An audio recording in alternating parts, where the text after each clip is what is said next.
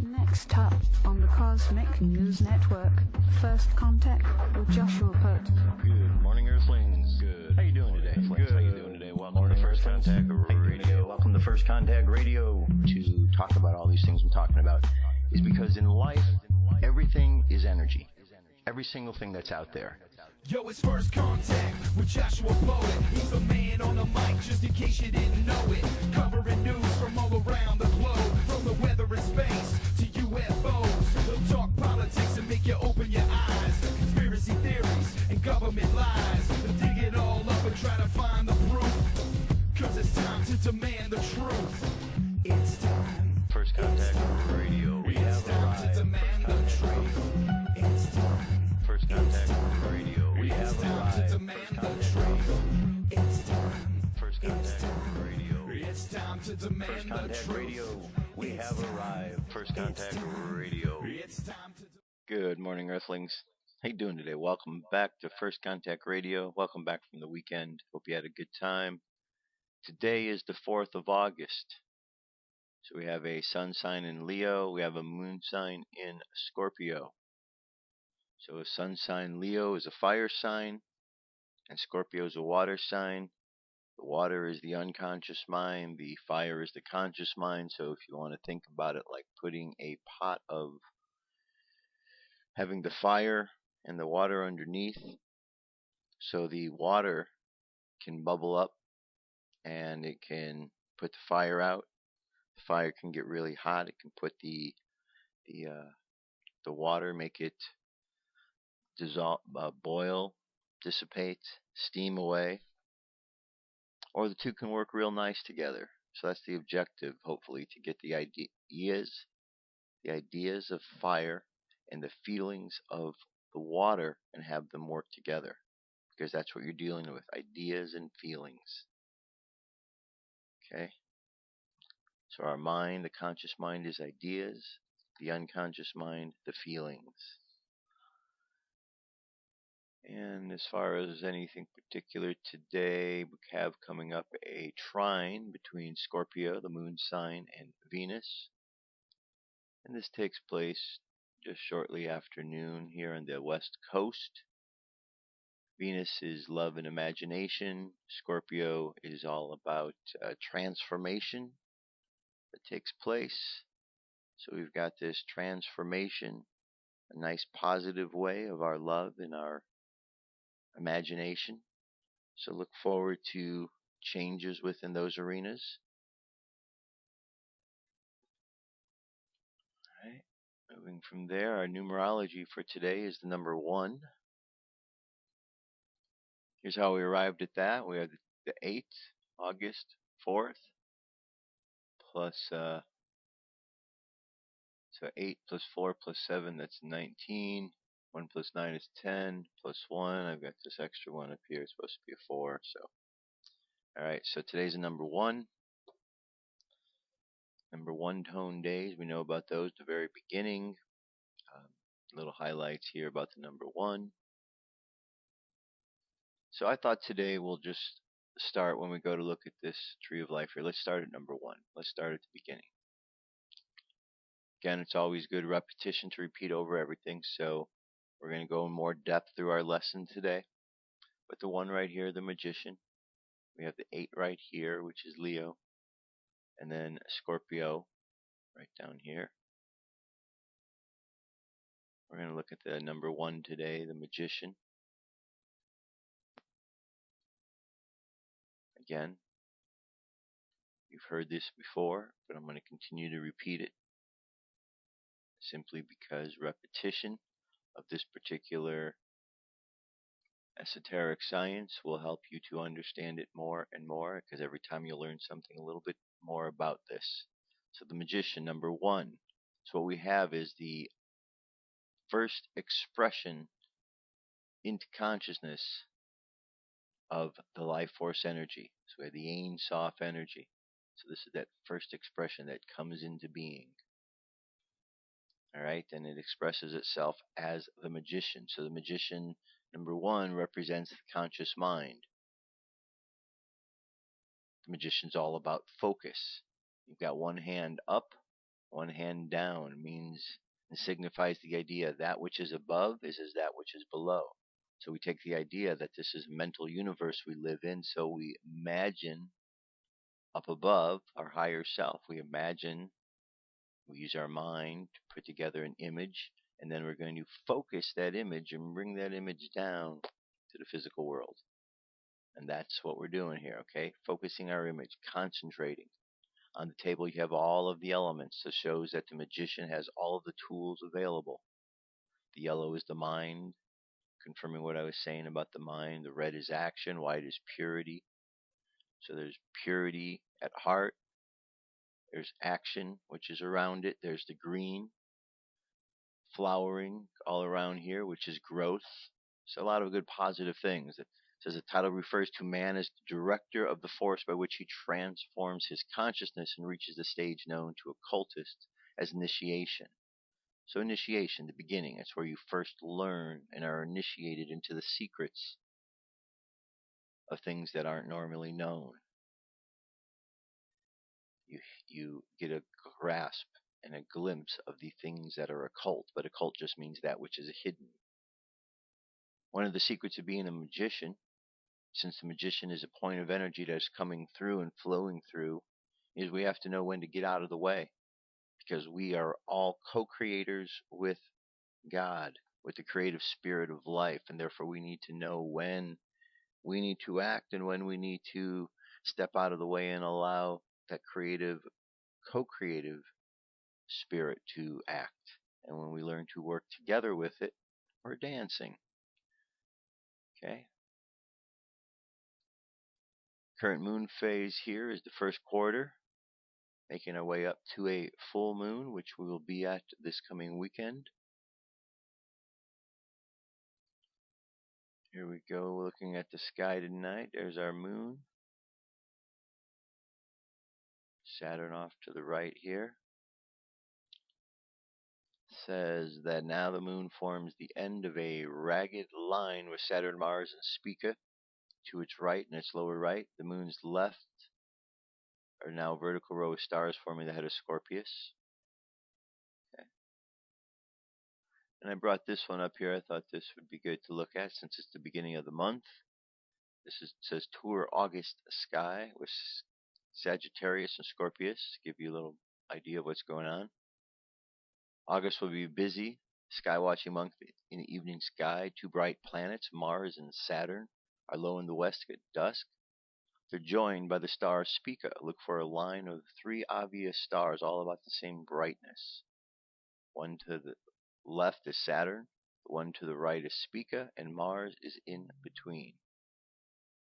Swing your gaze to the left, arching over the past and past the Saturn, Mars, Spica lineup, and look for a medium bright star above the southern horizon. That's Antares. The heart of the constellation is Scorpius.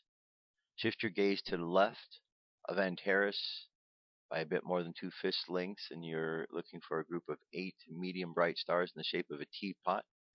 The hand on the left and the spout tipped down a bit is on the right. Now, when astronomers carved up the sky, they didn't call it the teapot constellation. Instead, they found the main stars of Sagittarius, the Archer. The region around Sagittarius and Scorpius are rich with star clusters and nebula. Meanwhile, if you can imagine to rise before the sun on August 18th, you'll be rewarded with a view of Venus and Jupiter, the two brightest planets, spectacularly close together, not far above the horizon. They'll be separated by less than 1/2 a degree. You'll be able to cover them both with the tip of your little finger and an outstretched arm. It says August is also well known for the Perseid meteor showers, which should reach the peak Tuesday, the 12th of August, and Wednesday morning, the 13th. Unfortunately, this year the shower is just a couple days after the full moon. Okay, so there you go, and click on this to get a little more close-up version.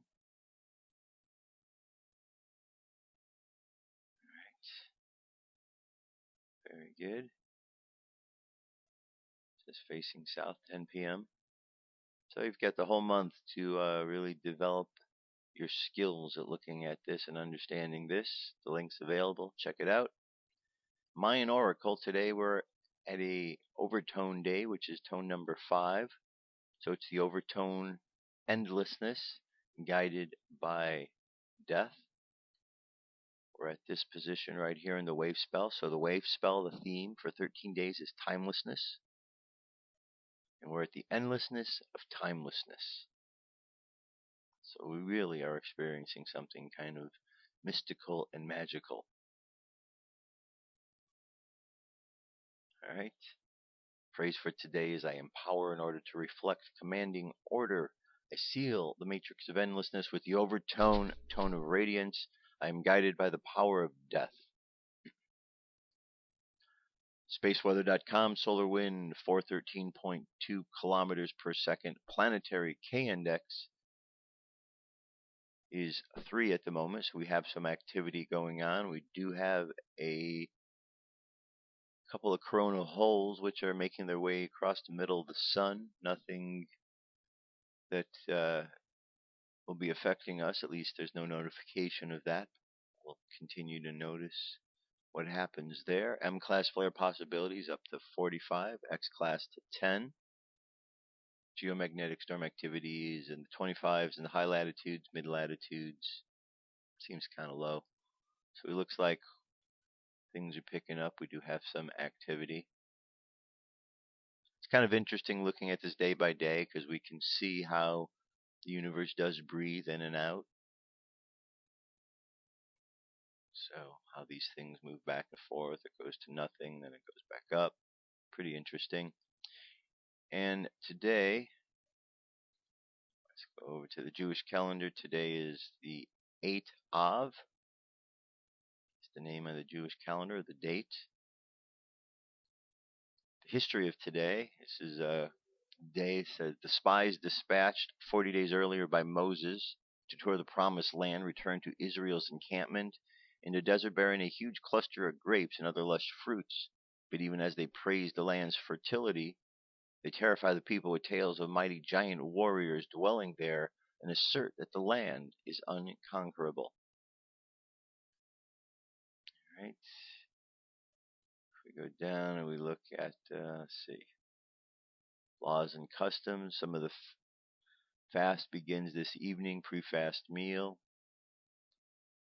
So some of the fast morning practices, such as refraining from Torah study after other than text related to events. 9 days. During the 9 days from Av 1st to 9 Av, we mourn the destruction of the Holy Temple. And here we have daily thought. If all Jewish people worshipped idols but lived together in peace, the sages taught God could not punish them. All the more so when they are united in a good cause. That oneness is a receptacle wide enough for open miracles.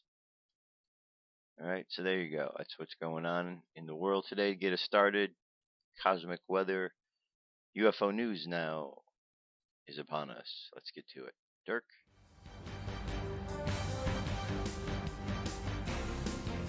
This is the UFO News with Joshua Poet. Alright, Dirk. Thank you very much. First sighting takes us over to Washington, D.C. This took place last month on the 18th. We've got 2 objects. One right here and here, the little white kind. We've seen them before. UFO white sphere flyby times 3. 3 separate clips taken on the 18th of July. They show a light in the sky moving within the clouds. Luminous white spheres fly through the frame as it enters the clouds. It maintains luminosity. A recurring event in Washington, D.C. Satellites are not visible from the ground, nor do they have sustaining light sources. There is no reflective sunlight in the nighttime outside the atmosphere. Okay. So there's one right there. See this one moving across here? Like dodging behind the clouds. All right, moving on from Washington, D.C. The next one we're going to go to, what is this? Sydney, Australia. How to capture UFOs with the infrared filter fitted Sony camcorder. IR, infrared, in case you're wondering what that stands for. This is Laszlo. the famous UFO researcher based in Australia that usually uses IR or infrared lenses during the day to catch UFOs. He has done this for many years and has the respect of many of his peers. He's an expert, so please take him seriously. IR infrared is known to catch cloaked UFOs. I've tried it and it worked. Scott C. Warren. Oring. Okay, thank you to watch my video. I show you how I capture UFOs with the IR filter. The first thing before you start searching the sky, using the auto focus, zoom in long distance object, then lock the camera to manual focus. Doing only when the clear sky, no cloud. Sometimes the UFO is not visible on the eye. Place the IR 850 optical filter to your camcorder and turn your camera onto the night shot or super night shot position, daylight capture. Alright, so here we have a 10-minute video, 10 minutes 57 seconds, in which Laszlo, you can actually hear him narrating it and explaining this process. Okay, so he's the expert. I'm just passing along the story. Links available, so you can check that out. Okay, August 4th, up by the space station, here we have another object, ISS. Hey everyone, I was looking and watching the live cam and caught this glowing disc in the distance. I also took a screenshot of the UFO and enlarged it. It has a long line down its middle and a dome on top, but it's rectangle on the lower bottom. Scott C. Waring. Alright, 1 minute 22 second video of another one of those anomalies up in space. Another one of the things that show up and whoops, we're not supposed to see those. But we do. So we know what's going on up there.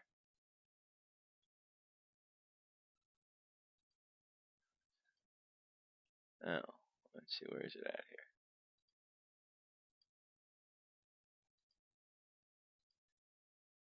Oh, must have just happened. There's the blue screen.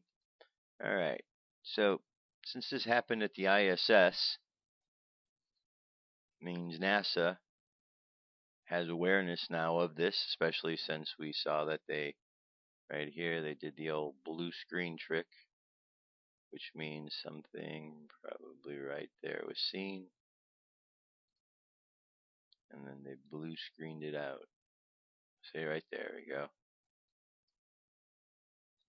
It's starting to come into view.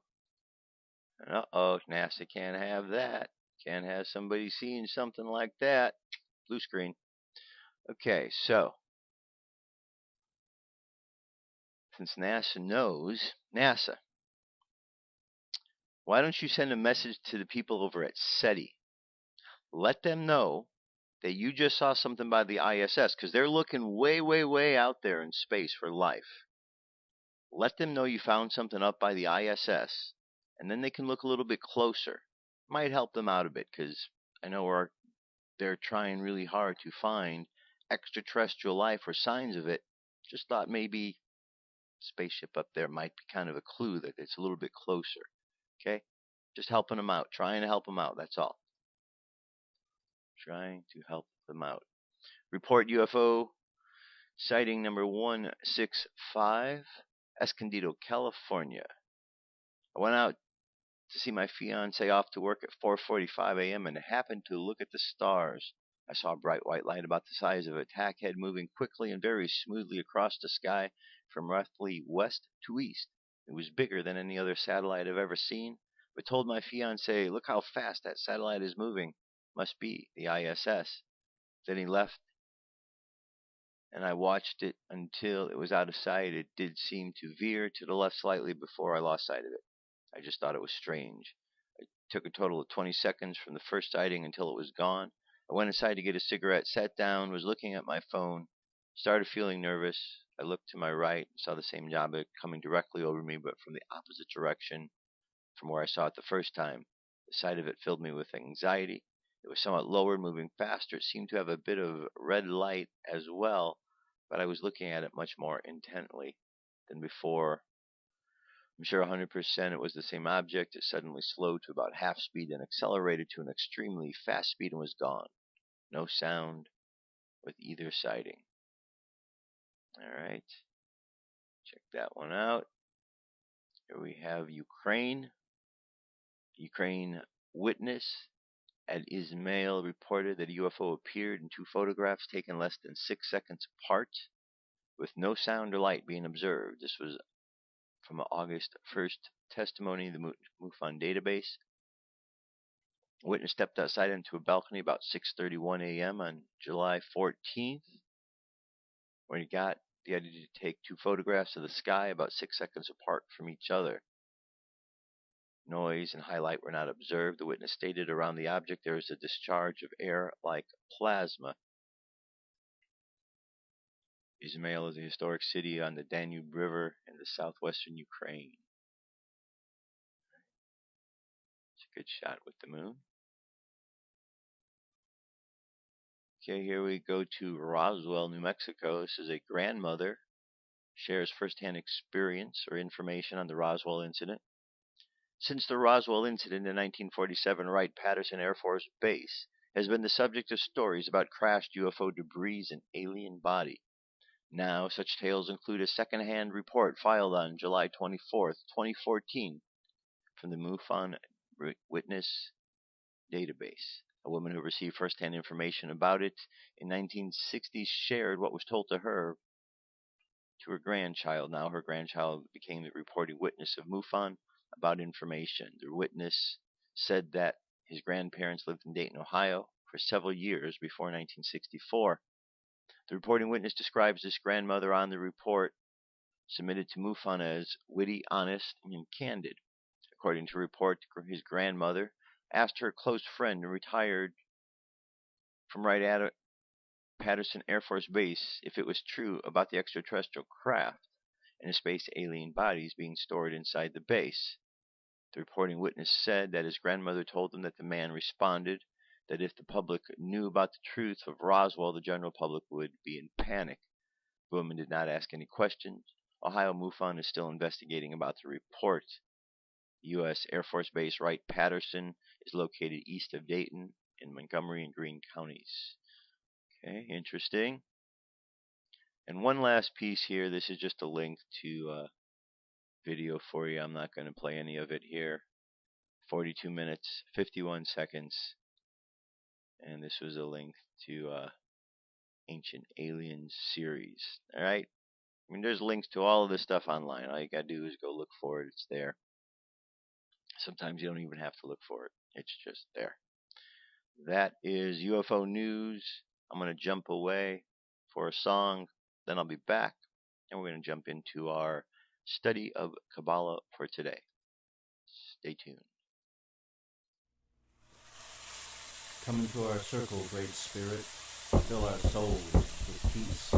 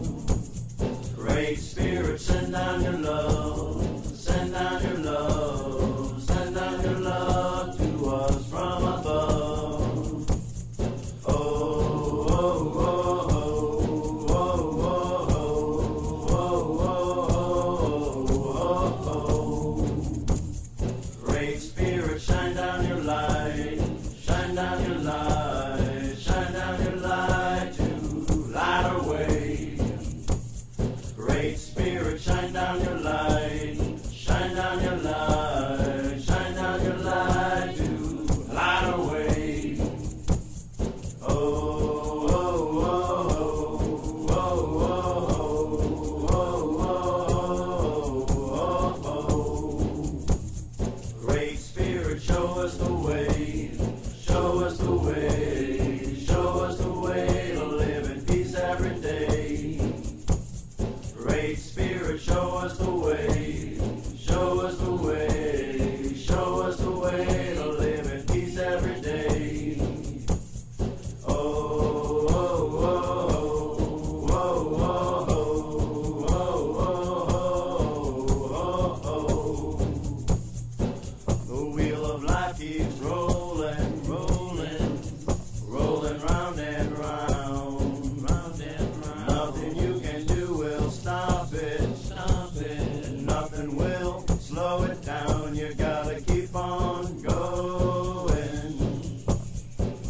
going strong.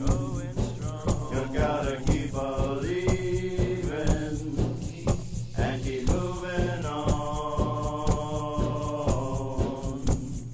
Oh, oh, oh, oh, oh, oh, oh, oh. Great Spirit, send down your love, shine down your light, show us the way each and every day. Great Spirit, send down your love, shine down your light, show us the way each and every day. Oh, oh, oh, oh, oh, oh, oh,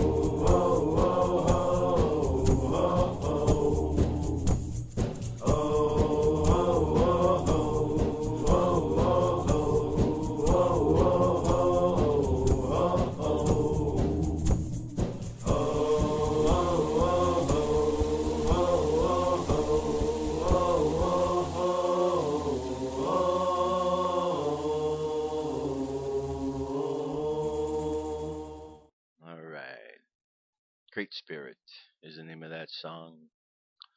Okie dokie, okie dokie. Today is Monday. We're going to continue on studying the Tree of Life. You can see I have the graphic right here. Tree of Life.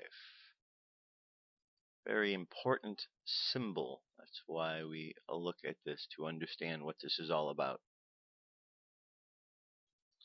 All right, so a little recap, and you can go ahead and plan that on Mondays. We're going to be doing this. I don't know if I will be doing next Monday.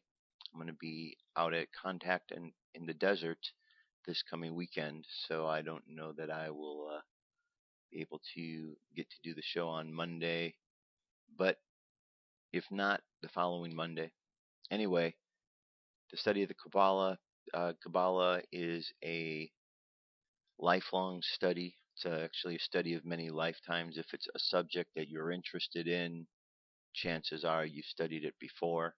This isn't the first time, because it is one of those symbols, as you look at it, that has so many things embedded into it that it takes a while to really kind of understand.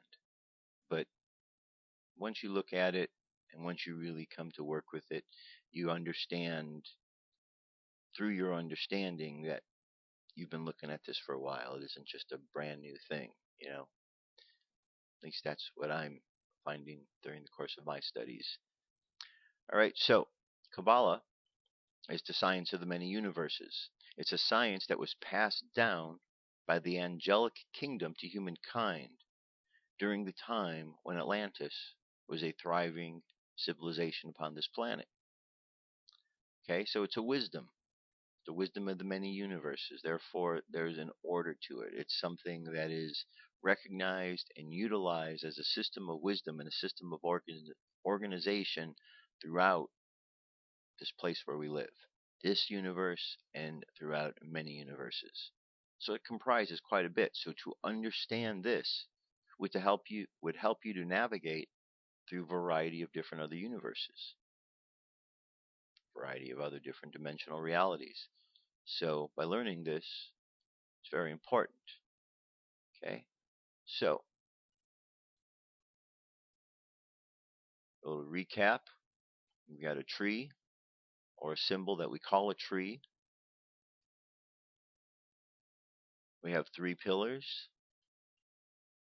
Pillar of mercy. At the head of it, we have wisdom, a masculine principle and understanding. Over here on the left-hand side, we have the pillar of severity. At the head of it is a feminine principle, the understanding. So in both cases, we have a combination of masculine and feminine. And then right in the middle is the pillar of equilibrium, which is a balance between the two.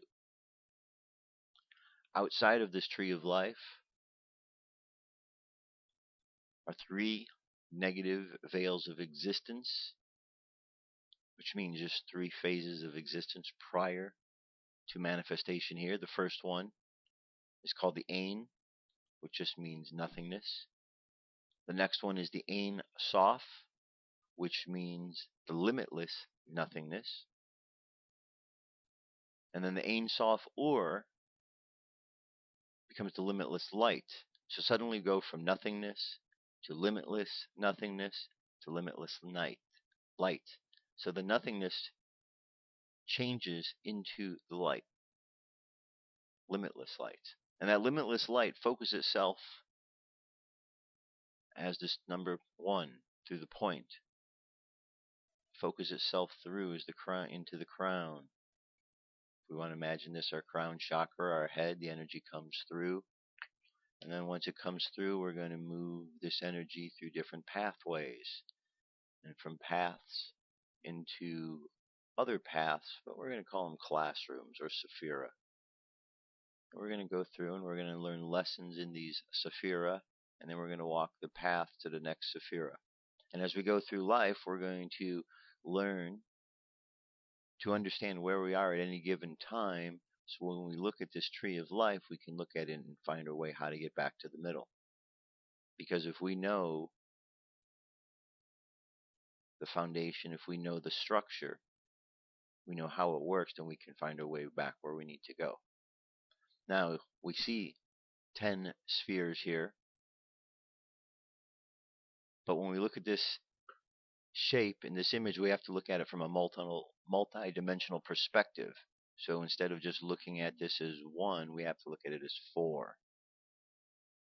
So instead of 10 classrooms, there's 40, because there's a world of fire, a world of water, a world of air, and a world of earth.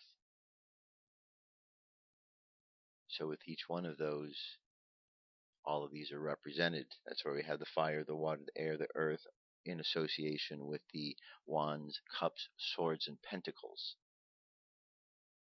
So these ideas play themselves out throughout.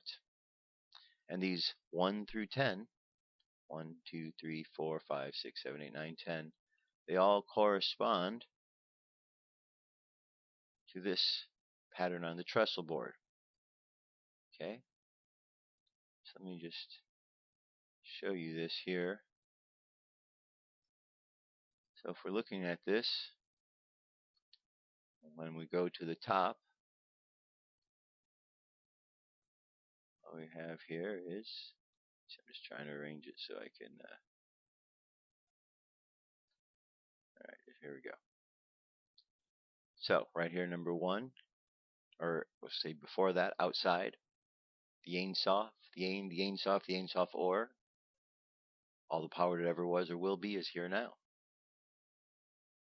Number 1. Here, I'm just going to go back this way.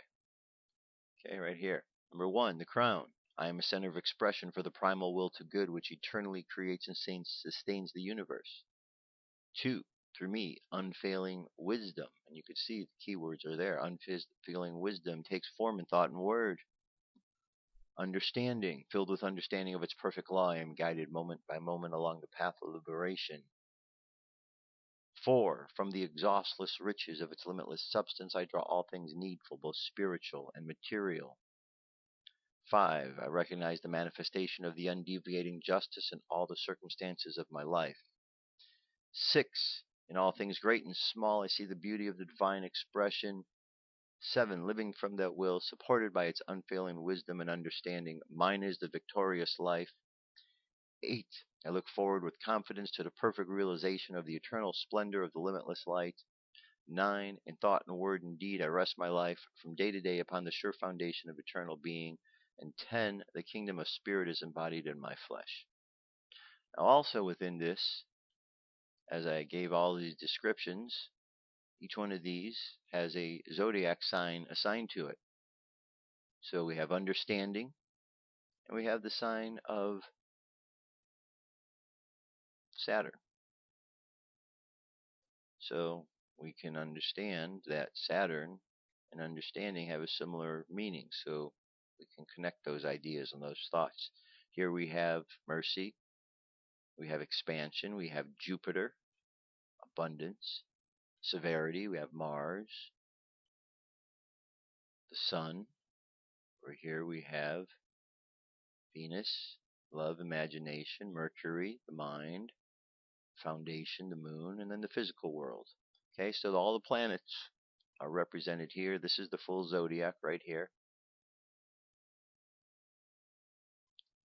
So one thing to do is just look through this, read through this, get familiar with this, memorize this, so you understand where everything is and how you get back where you need to go.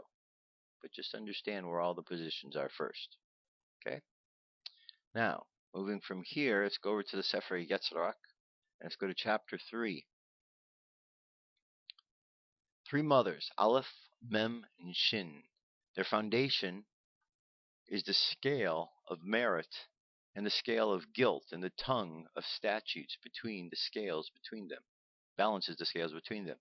Three mothers, Aleph, Mem, and Shim. A great secret, wonderful and concealed, and he seals them with 6 rings. And from him go out fire and water, dividing into male and female. Three mothers, Aleph, Mem, Shim, are their foundation, and from them are born fathers, from which everything is created. Three mothers, Aleph, Mem, Shim, he engraved them. He hewed them out. He combined them. He weighed them, and then he set them at opposites and formed through them. Three mothers, Aleph, Mem, Shin, in the universe, and three mothers, Aleph, Mem, Shim, in the year, and three mothers, Aleph, Mem, Shim, in the body of male and female. Three mothers, Aleph, Mem, and Shim, are in the universe: air, water, fire. Heavens were created first from fire, and earth was created from the water, and air balances the scales between the fire and between the water. Three mothers, Aleph, Mem, Shim, are in the year: fire and water, and air and heat was created from fire, cold was created from water, and temperature state from the air balances the scales between them. Three mothers, Aleph, Mem, Shim, are in the body of the male and the female: fire and water and air. Head was created from fire, and belly was created from water, and Gavea was created from air, balancing the scales between them. He caused the letter Aleph to reign over air, and he tied a crown to it, and he combined them with one another, and he formed through them air in the universe, and the temperature state of the year, and the Gavea in the body of the male with Aleph, Mem, and Shin, and female with Mem, Shim, and Aleph. He caused the letter Mem to reign over water, and he tied a crown to it, and he combined them with one another, and he found through them earth in the universe and cold in the year, and the belly of the body of the male with Mem, Aleph, Shim, and the female Mem, Shin, Aleph. And he caused the letter Shin to reign over fire, and he tied a crown to it, and he combined them with one another, and he formed through them heavens in the universe, and heat in the year, and head in the body in the male with Shin, Aleph, Mem, and the female with Shin, Mem, Aleph. Alright, so there's a lot there to digest. I don't expect that you're going to get it all, because this is something that a lifetime of study is spent understanding. But let's take a little look at this. Aleph, Mem, Shim. Aleph, right here. The Fool, Aleph. Mem, the Hangman, right here. Shin, right down here, Judgment. Okay, Shin means tooth, judgment. Mem, waters. Aleph, breath. So right there's the crowns tied to the crown, so the breath of spirit comes down as the Fool, superconscious energy which manifests into life. Mem, we look at the waters, look through the illusions of life, see life from a new perspective, and Shin teaches us the lesson of non-judgment, rebirth. When we go from our mind, the extremes of severity with our mind, and we come back to the physical world, we find ourselves reborn. Because with the mind, sometimes we become oversensitive, very judgmental about everything. When we bring it back to balance, We find there's no judgment. All right? That's the Sefer Yetzirah. Let's move over here to the mystical Kabbalah. Right here, we're going to take a little bit from the beginning of chapter 4, the unwritten Kabbalah. The point of view from which I approach the Holy Kabbalah in these pages differs, so far as I know, from that of all other writers on the subject. For to me, it is a living system of spiritual development, not a historical curiosity. It's very important what he says here. It is a living system. Okay? That's what so important to understand, because then we realize that we learn from this, we grow from it. That is why it takes so long to study, because it continues to grow as we continue to study. Therefore, it's a lifelong process. So it's a living system of spiritual development, not a historical curiosity. Few people, even among those interested in occultism, realize that there is an active esoteric tradition in our midst, handed down in private manuscripts and by mouth to ear. Still fewer know that it is the Holy Kabbalah, the mystic system of Israel, which forms its basis. But where may we look more aptly for the occult inspiration than the tradition which gave us the Christ? The interpretation of the Kabbalah is not to be found, however, among the rabbis of the outer Israel, who are Hebrews after the flesh, but among those who are the chosen people after the spirits. In other words, the initiates. Neither is the Kabbalah, as I have learnt it, a purely Hebraic system, for it has been supplemented during medieval times by much alchemical lore and by the intimate association with it of the most marvelous system of symbolism, the Tarot. In my presentation of the subject, therefore, I do not appeal so much as to tradition in support of my views as to the modern practice among those who make use of the Kabbalah as their method of occult technique. It may be alleged against me that the ancient rabbis knew nothing of some of the concepts here set forth. To this I reply that it is hardly to be expected that they should, as these things were not known in their day, but are the work of their successors of the spiritual Israel. For my part, although I would not willingly mislead anyone concerning the teachings of those ancient of days, and upon the matters of historical accuracy stand subject for correction from any who are better informed than I into these matters, and their name is Legion, and I care not one jot for the authority of tradition if it hampers the free development of a system of such practical value as the Holy Kabbalah. And I use the work of my predecessors as a quarry whence I fetched the stone to build my city. Neither am I limited to this quarry by any ordinance that I know of, but fetch also cedar from Lebanon and gold from Ophir, if it suits my purpose. Let it be clearly understood, therefore, that I did not say that this is the teaching of the ancient rabbis. Rather do I say that this is the practice of the modern Kabbalists, and for us a much more vital matter. For it is a practical system of spiritual unfoldment. It is the yoga of the West. Having thus guarded myself as far as possible against blame for not having done what I have undertook to do, let me now define my own position in the matter of scholarship and general qualifications for the task at hand. So far as actual scholarship goes, I am in the same class as William Shakespeare, having little Latin and less Greek, and of Hebrew only that particular portion which is cultivated by occultists, the ability to transliterate unpointed Hebrew script for the purpose of geometric calculations. Of any knowledge of Hebrew as a language, I am guiltless. Alright, I got more to this chapter, but that kind of gives us some food for thought here. You know, the type of system this is. And again, to reiterate, this is a universal science, a science of the many universes. I know that the Jewish community were caretakers of this, but they are not the originators of this. They do not own the system. They simply were caretakers of it as it was passed down to humankind. And they've done an excellent job, but things have evolved, and when you have any system that becomes a man-made religious system, ultimately there are censorships that take place, things that are not put into it. And so you're not necessarily going to have all of the people, the rabbis, the teachers who are teaching the Jewish systems understanding this from the perspective of a universal science. Not saying that they wouldn't, but it's not necessarily something that might be considered as an angelic type science, because there is that understanding, or maybe that limiting belief, that this started here with the Jewish community and that's where it is. And if that's the point of reference and you're not looking at it as an origin of further than that, then you're only going to be able to see so far, because you don't have that point of reference that it took place much longer. Am I making sense? If not, that's the best explanation I have at the moment. And one last piece to look at here. And these are the same books, the same material I'm going to be bringing up week after week.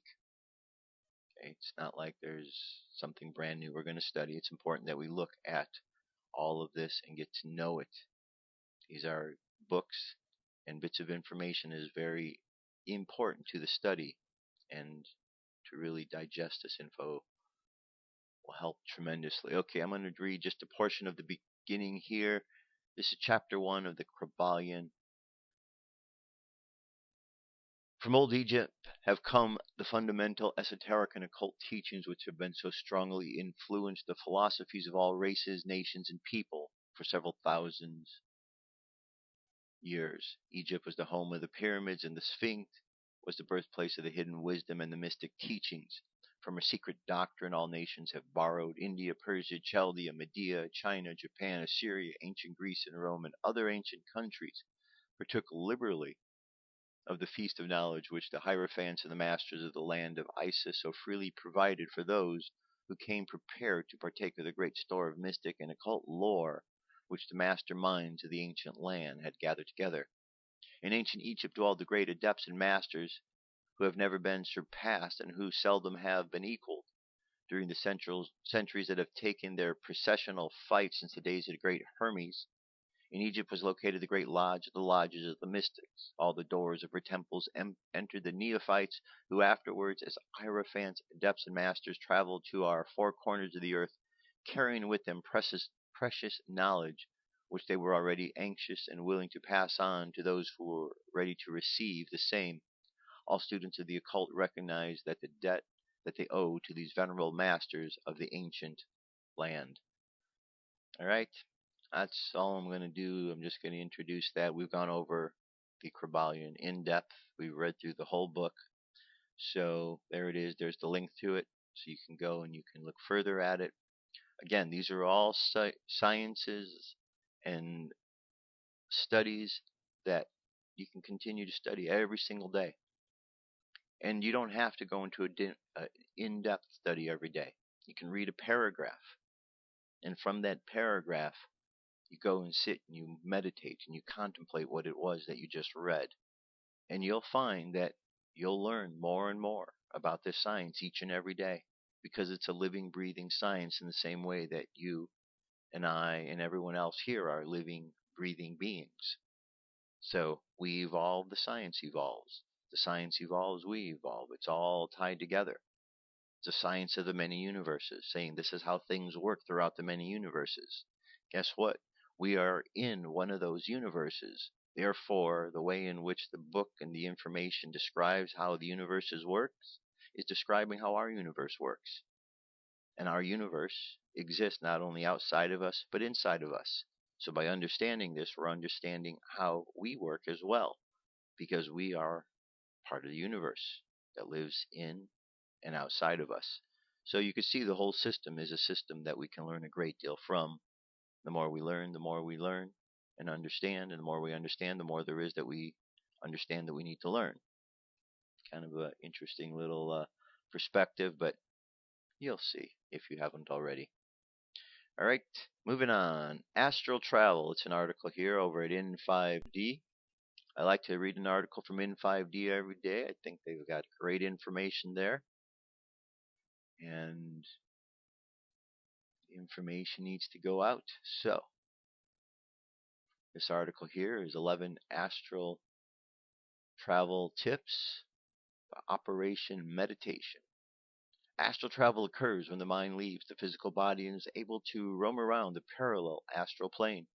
You can go anywhere in the universe that you want and meet up with other consciousness that are traveling on the astral plane, including those people that you already know. Everyone has the ability to enter the astral plane. Here's 11 steps to help you with your astral travel. 1. Look after your health. Very important. Make sure you're in good health, as a weak body can affect your ability to be able to project. You have to be relaxed. Very important. You must be completely relaxed in body and mind. Practice relaxing your entire body by concentrating on a specific muscle group and relaxing those muscles. Use sounds to help. Listening to sounds such as binaural beats while trying to project. These will alter your frequency and assist the process. Try different methods of projection.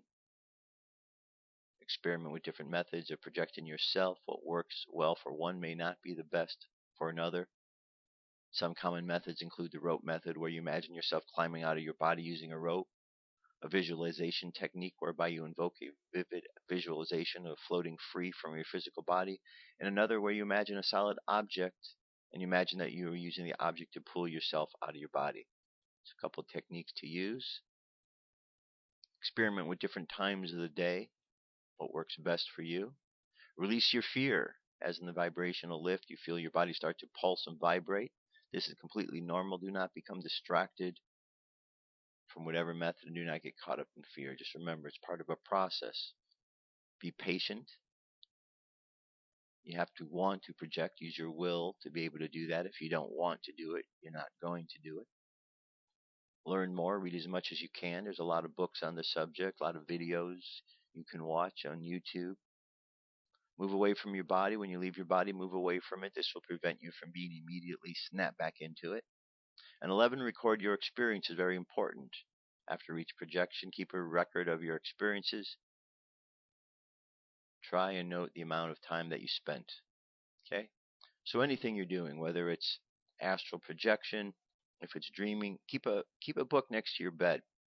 Oftentimes, we'll have dreams, and then we'll wake up for a few moments, and we'll remember that dream, and we'll think, wow, what a great dream, and we wake up a couple hours later and we forget it, right? If we just take those moments where we wake up, jot down what it was, or if you have a little tape recorder, we'll remember it more. And these are all good ways to help us to connect in, because we'll start to find out that our dreams are either astral travel that was occurring, in which case we can learn how to do better, following some of these examples that were just on the last story, or we are dreaming and we're having some lessons and some teachings. Whatever the case may be, by writing stuff down will certainly help us out.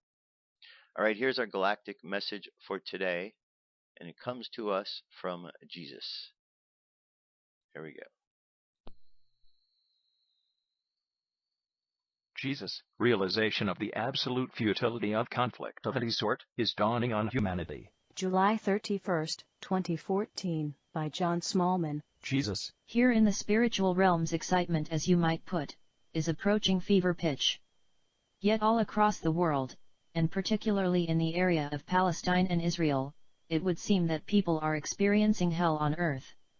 There is an enormous amount of unnecessary and totally unjustified pain and suffering as anger intensifies and conflicts rage, but be aware that this is the essential raising into humanity's conscious awareness of the futility of these ways of behaving, relating, and attempting to resolve differences between peoples. For eons, conflict has totally failed to resolve disagreements, let alone establish peaceful coexistence between warring factions.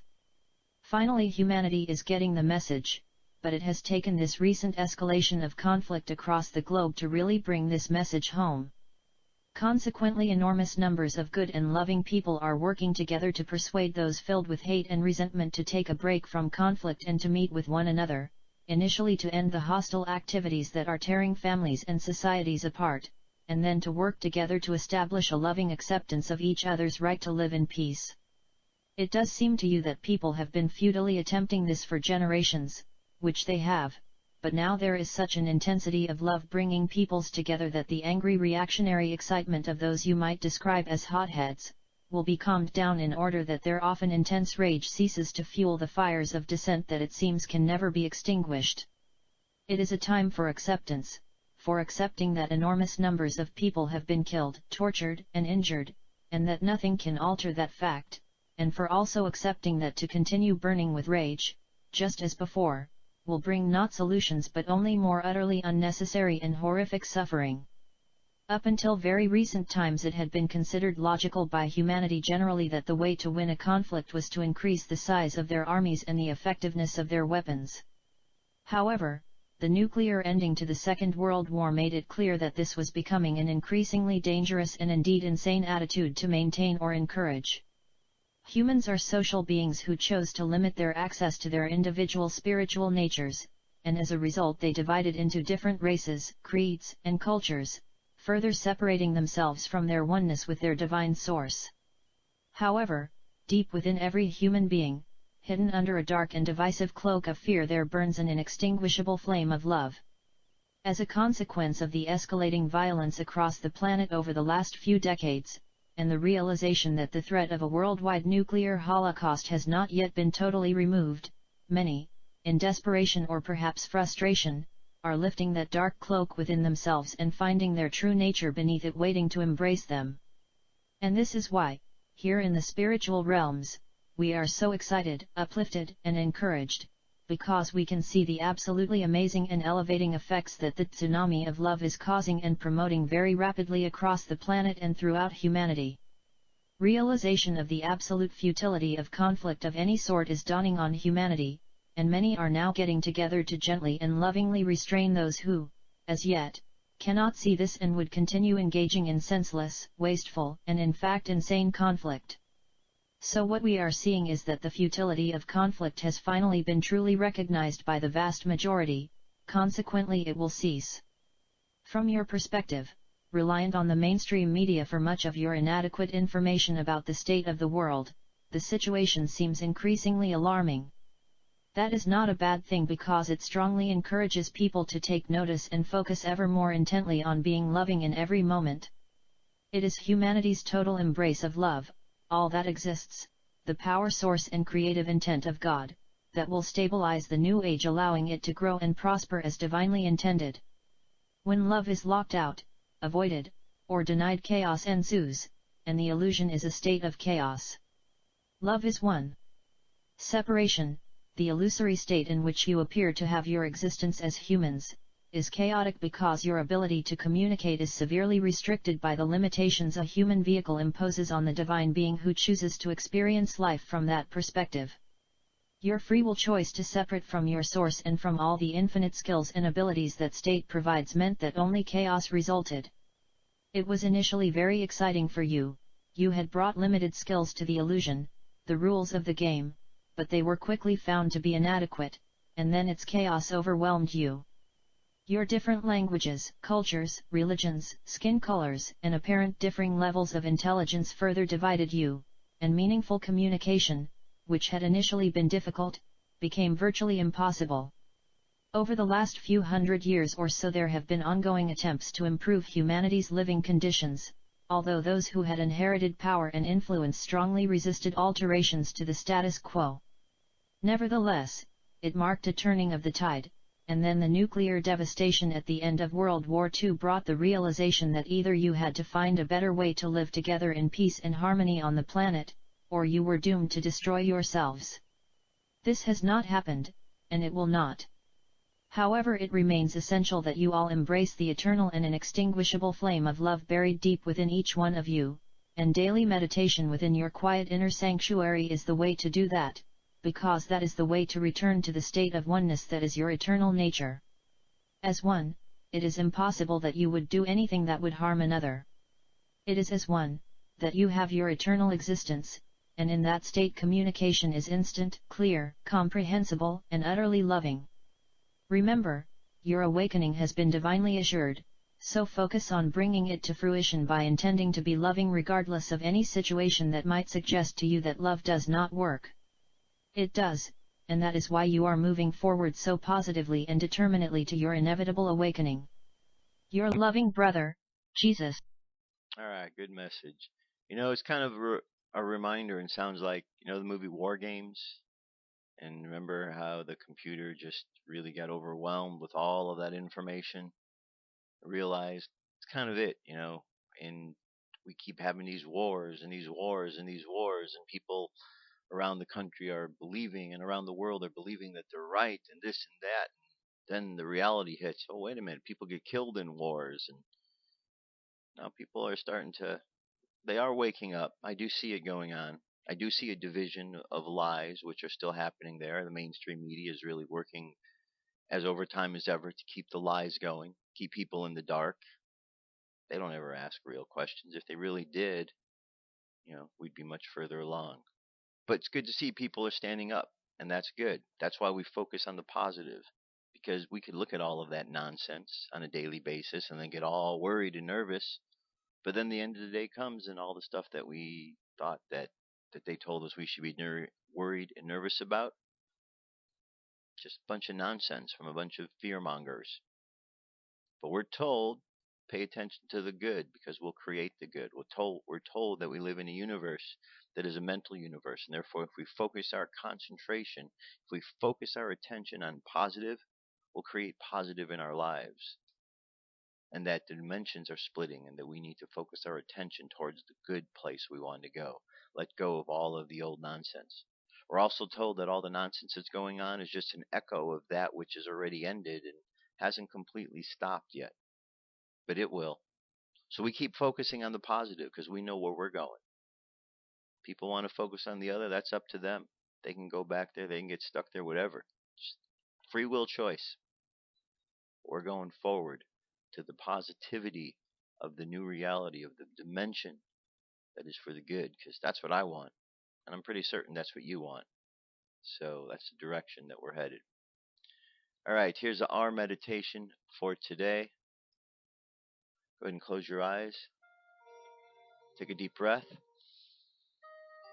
Exhale. Take another deep breath.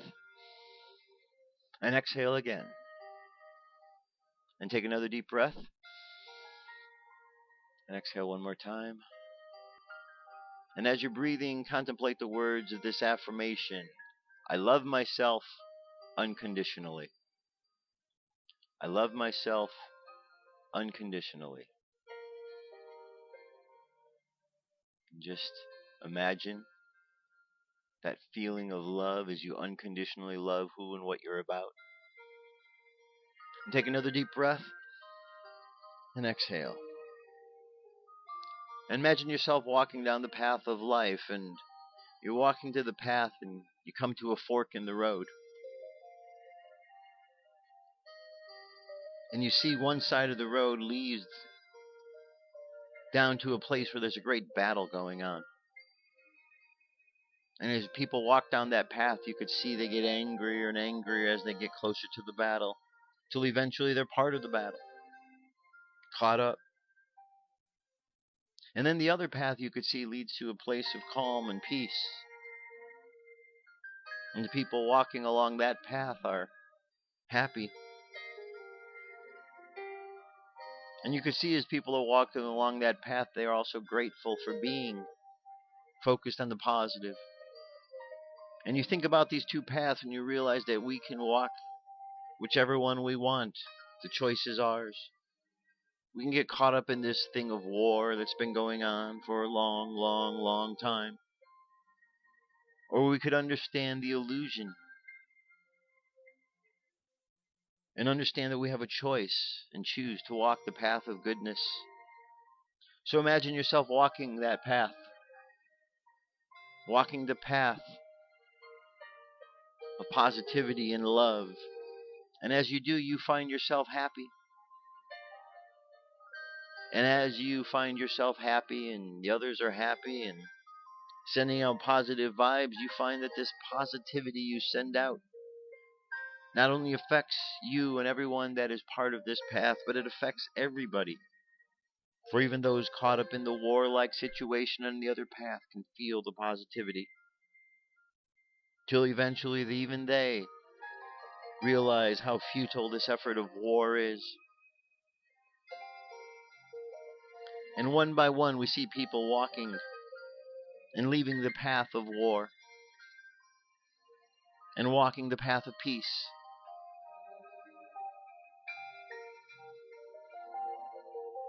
And pretty soon,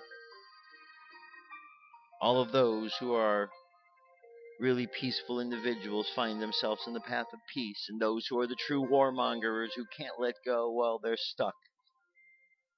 And we just imagine that path, that world just drifting away into nothingness with all of the warmongers,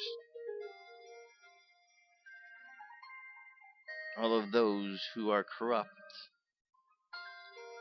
individuals taking society in the wrong direction. They just drift away into nothingness in their own little island. And here we go on the path of righteousness, the path of goodness, the path of positivity. And so we just keep walking that path. And as we go into the world today, our mission is really simple. Just to think positive and to look for the positivity in any situation we encounter, no matter what it is. So imagine yourself just thinking, feeling, experience positivity.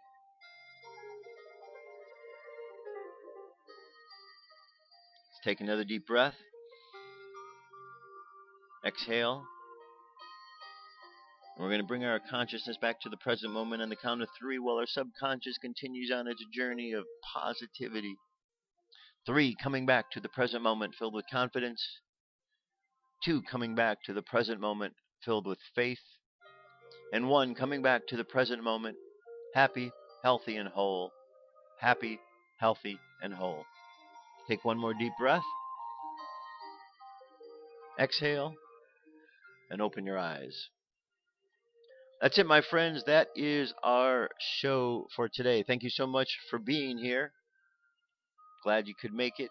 Again, thank you for your comments, your emails. Eventually, I do try to get back to you. If I don't, I've just been pretty swamped with things lately, so I'll do my best. Anyway, keep walking the path of positivity out there. Lots of great things going on in the world, and when we look at the positivity, we see all the great things. It's only when we see and focus on the negativity that that's what we see. So let's see the positivity. Let the other be part of the illusion that drifts away. That's it. I'll be back tomorrow with more news and information. Check out the links from today. Go study all of the other stuff from the Kabbalah. We just got started today. So read the rest of those chapters from the mystical Kabbalah. And I'll be back tomorrow. That's it. I love you. Keep loving each other. Talk to you soon. Peace. I'm out of here.